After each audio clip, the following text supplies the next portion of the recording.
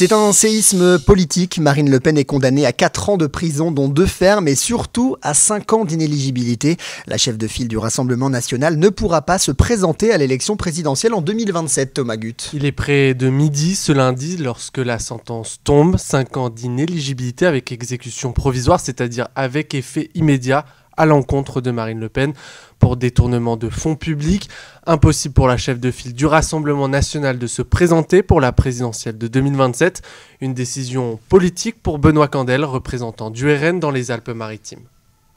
Mais en plus de ça, il y a une peine qui est plus politique que les autres, c'est la peine d'inéligibilité, qui n'était pas du tout obligatoire.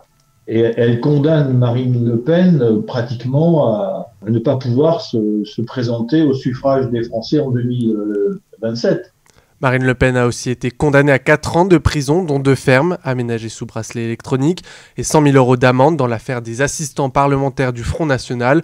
Au total, 23 autres personnes ont été condamnées, ainsi que le FN, devenu RN, qui s'est vu infliger 2 millions d'euros d'amende, dont 1 million ferme. C'est un système de détournement de l'argent européen mis en place par le parti pendant plus de 10 ans qui a été jugé. Tout commence en 2004, un système d'abord instauré par Jean-Marie Le Pen, puis poursuivi par Marine Le Pen. Dans son jugement, la justice place l'ancienne présidente du RN au cœur de l'affaire. Une volonté d'alléger les charges du parti en détournant l'argent du Parlement européen. Ce que conteste le parti, c'est seulement une erreur administrative et une différence entre la France et l'UE pour Benoît Candel. Et vous imaginez les conséquences? Admettons, elle ne peut pas se présenter. Quelle légitimité aura le président élu en 2027? On dira toujours, mais vous avez gagné parce que vous avez écarté le Rassemblement national du combat. C'est pas le bon son, je crois. Non. On était sur la différence entre la France et l'Union européenne. On va l'écouter. On va écouter Benoît Candel, chef de file du Rassemblement national à Nice. Sur la conception qu'on doit avoir d'un attaché parlementaire, et on sait que la conception française, celle qui est attachée au Parlement français, est différente de celle de l'Union européenne. Mais les juges n'ont pas retenu cette défense. Pour eux, ce sont des contrats fictifs qui ont été signés. Au total, ce sont 40 contrats signés par 11 eurodéputés du parti durant 12 ans. S'il n'y a pas d'enrichissement personnel, la justice retient un enrichissement de parti et un confort de vie pour les dirigeants du RN. Pour Jean-Christophe Picard, élu d'opposition à la ville de Nice, la loi a simplement été respectée. C'est l'application de la loi, confirmée par le Conseil constitutionnel.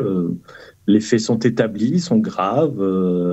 La justice fonctionne. Alors peut-être qu'on est surpris que la justice fonctionne. On en est arrivé là. Mais en l'occurrence, c'est très bien.